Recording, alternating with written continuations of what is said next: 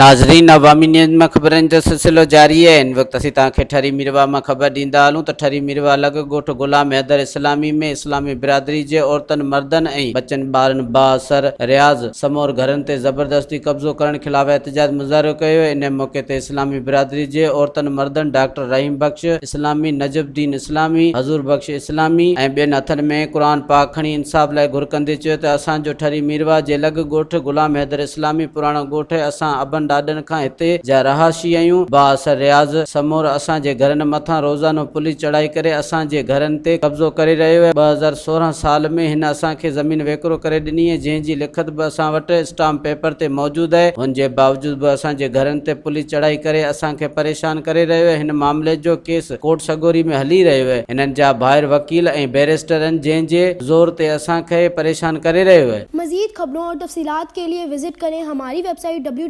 www.awamiNewsHD.com।